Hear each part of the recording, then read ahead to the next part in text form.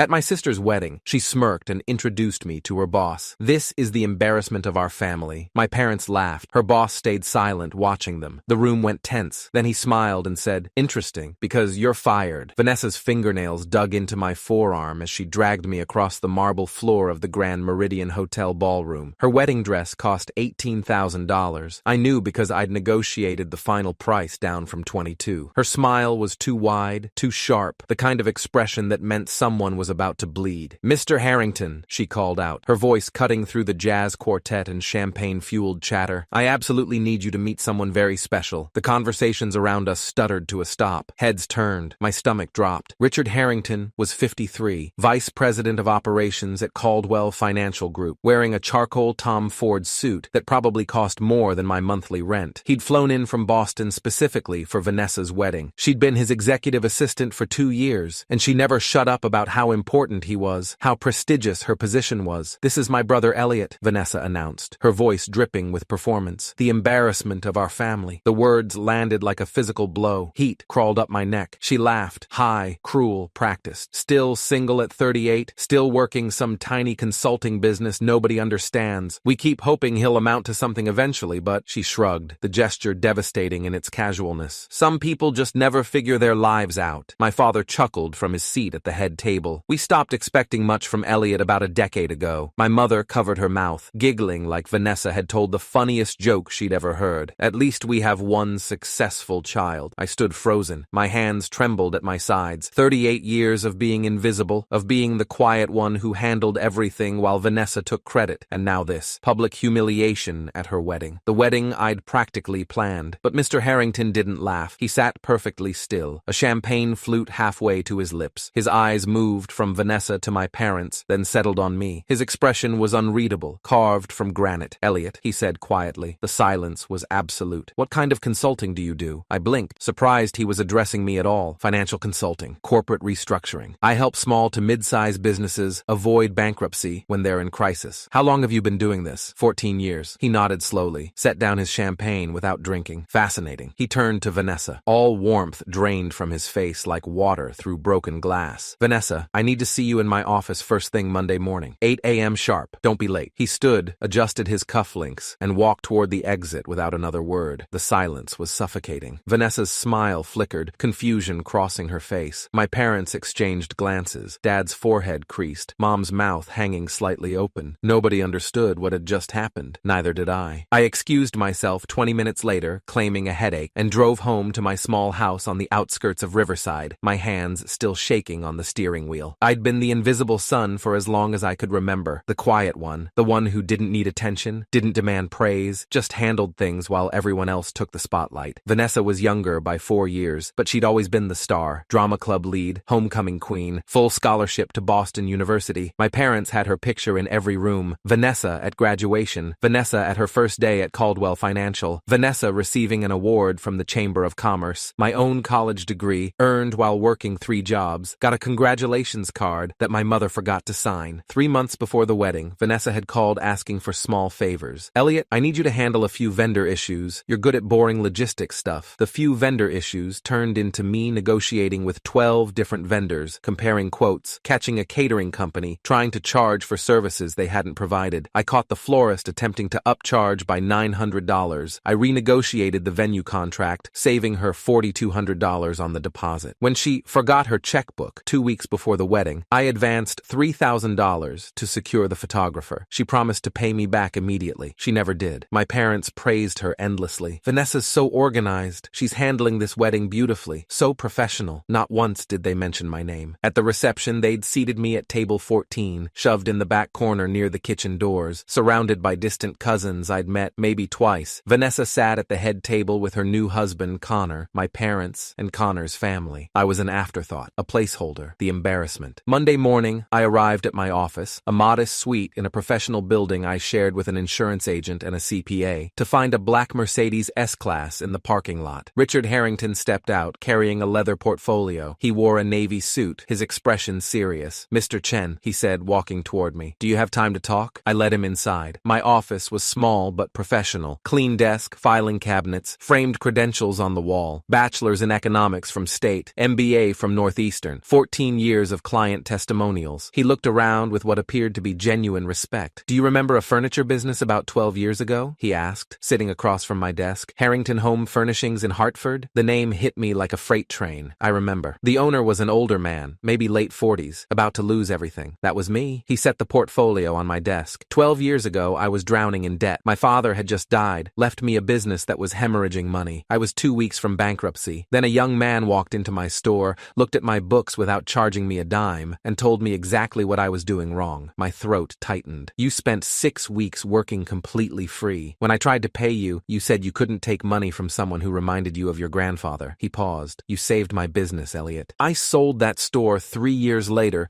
for enough profit to get my MBA, build my career. Everything I've accomplished started because a stranger decided to help me when he had no reason to. I'd forgotten about Harrington Home Furnishings. It had been one of my first clients when I was just starting out, still idealistic, still thinking hard work and helping people would earn me respect. When your sister introduced you at the wedding," Harrington continued, "when she called you the embarrassment of the family, I recognized your name immediately. Elliot Chen, the man who saved my life." He opened the portfolio. "I didn't fire Vanessa because of what she said Saturday night. I've been investigating her for 8 months. She's been falsifying expense reports, taking credit for work performed by junior associates, using company email for questionable personal transactions. The wedding just confirmed something I'd already suspected about her character." He spread documents across my desk, spreadsheets, email printouts, highlighted sections showing discrepancies in reported hours, falsified client meetings, expenses charged to the company for personal items. "Sharon Vega, 22 years in corporate forensic accounting, discovered the pattern 6 months ago," Harrington said. "Vanessa claimed to have negotiated a contract with Patterson Industries. The contract was actually negotiated by Daniel Kim, a junior analyst. Vanessa added her name to the final documentation and took the commission, $47,000. I stared at the papers. There's more. She's been charging personal expenses as business costs. Gym memberships, clothing, a vacation to Turks and Caicos she claimed was a client development trip. All told, roughly $83,000 in fraudulent charges over 18 months. Why are you telling me this? Because I'm offering you a consulting position. We're restructuring our subsidiary operations. 3 companies, combined revenue of $40 million. I need someone I trust, someone with integrity." He slid a contract across the desk. 6-month project, $200,000. I couldn't speak. "There's one more thing," Harrington said carefully. "During the investigation, Sharon noticed unusual patterns in Vanessa's personal finances. Large deposits from accounts shared with your parents. If I were you, I'd look into any family financial arrangements very carefully. I spent the next week digging through old documents, bank statements I'd saved from college, letters from my grandfather before he died, and finally, the truth. My grandfather's education fund had contained $95,000 when he died 16 years ago. The will specified it be split equally between his 2 grandchildren, $47,500 each. Vanessa had received her full amount. It paid for her entire college education, her apartment in Boston, her first car. My share had been invested by my parents in a business venture that didn't work out. They'd never told me. I'd spent 10 years paying off student loans I only had because they'd stolen my inheritance. The bank records were clear. My $47,000 had been withdrawn by my father, then transferred into Vanessa's account 3 months later. She'd graduated debt-free while I worked 3 jobs and ate ramen for dinner 6 nights a week. I sat in my office staring at the documents until my vision blurred. 2 weeks after the wedding, Vanessa called. Her voice was sweet, desperate,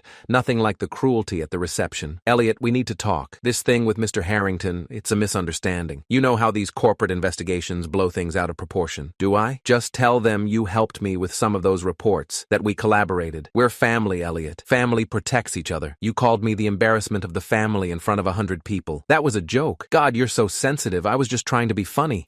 Look, if you don't help me, this could destroy my entire career. They're talking about criminal charges, Elliot. I could go to prison. You committed fraud, Vanessa, because I was under so much pressure. Do you have any idea how stressful my job is? I made mistakes. That's all. Mistakes. But if you tell them we work together, I'm not going to lie for you. You owe me." Her voice turned sharp, the mask cracking. "I let you be part of my wedding. I introduced you to important people. You owe me." I hung up. 3 days later, Richard Harrington called me into a conference room at Caldwell Financial Group's regional office. He was joined by Sharon Vega, mid-50s, silver hair, sharp eyes behind designer glasses, and Marcus Reeves, the company's director of legal affairs, late 40s with the tired expression of someone who'd seen too many cases like this. "We found something else," Sharon said, sliding a folder across the conference table. "During During the forensic audit, we discovered emails in Vanessa's sent folder that appeared to come from your email address. My stomach dropped. They're fake, Marcus said immediately. Created to look like you were advising her on how to manipulate expense reports and client documentation. She was setting you up as a co-conspirator. Sharon opened her laptop, showing me the emails. They had my name, an email address similar to mine, but with a slightly different domain. The content was damning. Detailed instructions on how to falsify reports, how to claim credit for others' work. The metadata tells the real story, Sharon continued. Every single one of these emails was created from Vanessa's work computer. The IP address traces back to her desk. The timestamps show they were all created in a 3-hour window last Tuesday night, after she knew we were investigating. She tried to frame you, Marcus said. If this had worked, you'd be facing criminal charges alongside her. I couldn't breathe. My own sister had tried to destroy me to save herself. The company hearing was held on a Friday afternoon. I wasn't required to attend, but Harrington invited me to observe from an adjoining room with one-way glass. Vanessa sat across from a panel of 4 executives: Harrington, the CFO, the chief legal officer, and the head of HR, a woman named Patricia Carmichael, with 28 years of corporate investigation experience. They presented the evidence methodically: the falsified expense reports, the stolen work, the fabricated emails, the metadata proving she'd created them herself. Vanessa tried to charm them, tried tears, tried anger. Nothing worked. Vanessa Chen, Patricia Carmichael said, her voice cold and professional. You are terminated effective immediately. The company will be pursuing full restitution for fraudulent expenses totaling $83,000. We will also be reporting this matter to law enforcement for potential criminal prosecution. You can't do this! Vanessa stood, her face red. My family has connections.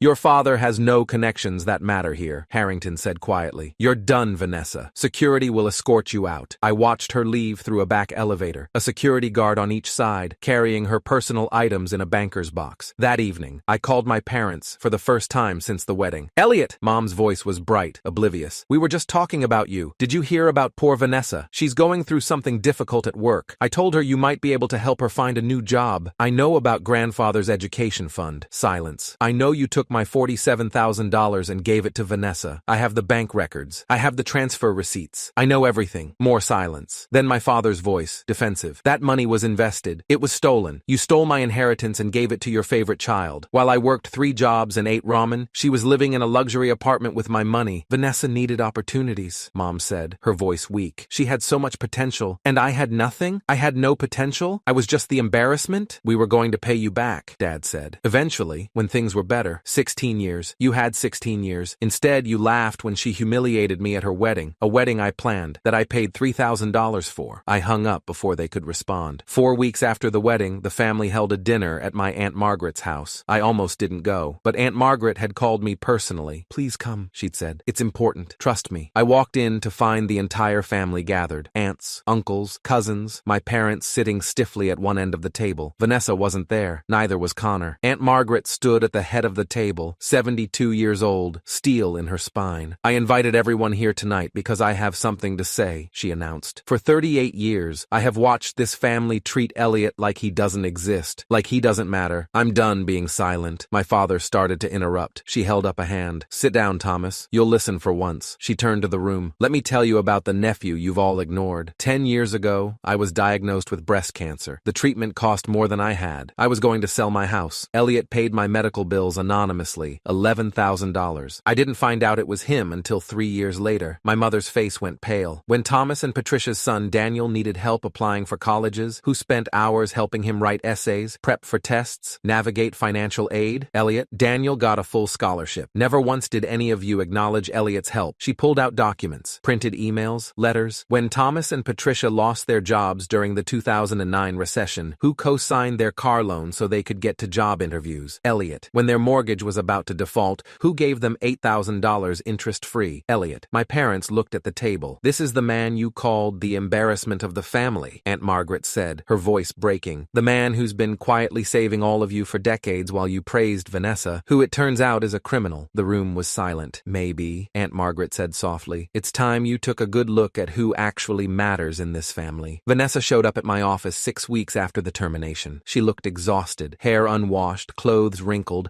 eyes red from crying. Can I come in? She asked. I let her sit. Didn't offer coffee. I've been going to therapy, she said quietly. Twice a week. My therapist, Dr. Lisa Pemberton, she's been practicing for 20 years. She asked me to write down every time you helped me, every time you were there and I took credit or ignored you or—" She pulled out a notebook. Pages and pages of handwriting. I got to page 43 before I couldn't write anymore. 43 pages of times you showed up for me, and I treated you like you were nothing. Tears ran down her face. I always thought you were weak, because you never fought back, because you just took it. But you weren't weak. You were stronger than any of us. You were better than us. And I destroyed everything trying to be someone I thought mattered, when you were the only one who actually did. She stood. I'm not asking for forgiveness. I don't deserve it. I just wanted you to know that I finally see you. Really see you, and I'm sorry, Elliot, for all of it. She left before I could respond. My parents invited me to dinner 8 weeks after the wedding, just the three of us, at their house. I almost said no, but something in my father's voice on the phone, something broken, made me agree. They'd taken down most of Vanessa's pictures. The house looked different, smaller. I've been thinking about your grandfather, Dad said, his hands shaking as he poured coffee. How proud he was when you graduated college. He told me you reminded him of himself. Hardworking, honest, strong. I ignored him, Dad continued. Told him Vanessa was the one with real ambition. I was so focused on her achievements that I forgot to see yours. Mom reached across the table. I didn't take her hand. I thought you were strong enough not to need us, she said, tears streaming down her face. You never complained.